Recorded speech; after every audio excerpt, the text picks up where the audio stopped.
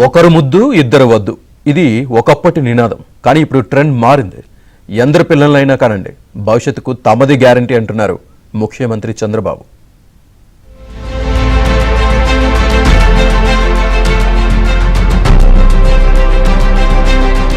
ఈ కాలంలో ఎక్కువ మంది పిల్లలను కనడానికి అస్సలు ఇష్టపడటం లేదు. దానికి కారణం విపరీతమైన ఖర్చులు పెరగడం, దానికి తగినట్టుగా ఆదాయం లేకపోవడమే. కానీ జనమే ఇప్పుడు దేశానికి ప్రధాన ఆస్తిగా మారింది. అవును, ప్రపంచ జనాభా దినోత్సవం సందర్భంగా చంద్రబాబు చేసిన వ్యాఖ్యలివి. జనాభా ఎక్కువ ఉన్న చోట ఎంపీ స్థానాలు పెరుగుతాయనే వాదన ఉందని, అయితే జనాభా తక్కువ ఉన్న చోటకే మేధో వలసలు ఉంటాయని, తద్వారా అభివృద్ధి సాధ్యమవుతుందని స్పష్టం చేశారు.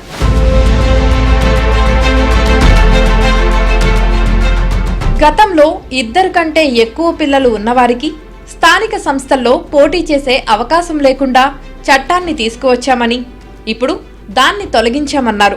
ఒకే కుటుంబంలో 7 పిల్లలకు ఒక్కొక్కరికి 15,000 చొప్పున తల్లికి వందనం అందజేశామంటే జనాభా పెరుగుదల పట్ల తమ చిత్తశుద్ధికి నిదర్శనమన్నారు. త్వరలోనే ఆఫీసులన్నిటిలోనూ పిల్లలను చూసుకోవడానికి చైల్డ్ కేర్ సెంటర్లను ఏర్పాటు చేస్తామని ప్రకటించారు.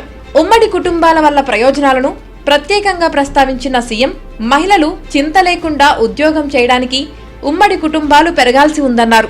ఇకపై తమ పాలసీలు పెద్ద కుటుంబాల్ని ప్రోత్సహించేలా ఉంటాయన్నారు. నేను మా ఫైనాన్స్ సెక్రటరీ చెప్పాను, మనం కొత్త విధానాన్ని ఆలోచించాలి. అవసరమైతే 10 మంది ఉండే కుటుంబానికి 10 × 5 50 కేజీలు కాకుండా ఇంకొక 5-10 కేజీలు అదనంగా ఉంటే ఇస్తే అది ఇన్సెంటివ్గా ఉంటుంది. దానివల్ల కుటుంబం కలిసి ఉంటుంది. ఇలాంటి పాలసీస్ మనం తీసుకురావాల్సిన అవసరం ఉంది.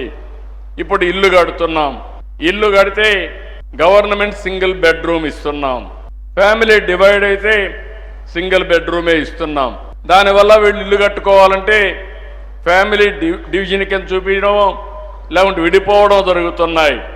అట్లా కాకుండా అలాంటి ఫ్యామిలీస్కి 3-4 ఫ్యామిలీస్ కలిసి ఉంటే ముగ్గురికి ఇచ్చే డబ్బులే కాకుండా ఇంకా అదనంగా డబ్బులు ఇచ్చి మంచి ఇల్లు కట్టిస్తే ఒకే ఇంట్లో ఉండే సాంప్రదాయం వస్తుంది. అలాంటి పాలసీస్ని మనం ప్రోత్సహించాల్సిన బాధ్యత ఉందని చెప్పి కూడా నేను మీకు తెలియజేస్తున్నా.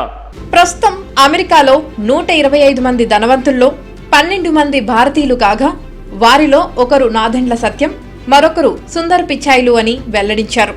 అమెరికాలో సంపన్న భారతీయం 43 దేశాలకు చెందిన 125 మంది బిలియనీర్లో మన వాళ్ళు 12 మంది ఉన్నారు.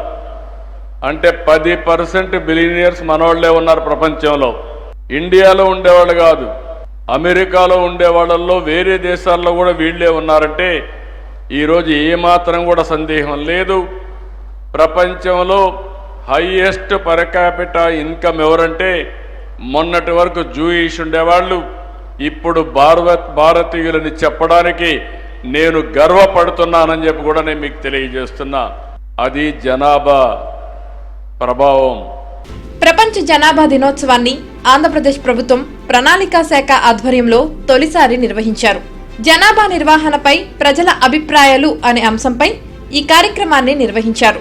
ఈ కార్యక్రమానికి ముఖ్య అతిథిగా హాజరైన సీఎం ప్రస్తుతం జనాభా నిర్వహణ ఆవశ్యకతను తెలియజేశారు. గురజాల చెప్పిన స్ఫూర్తితో ముందుకు వెళ్లాలని సూచించారు. చంద్రబాబు వ్యాఖ్యలు జనాల్ని ఆలోచింపజేశాయి.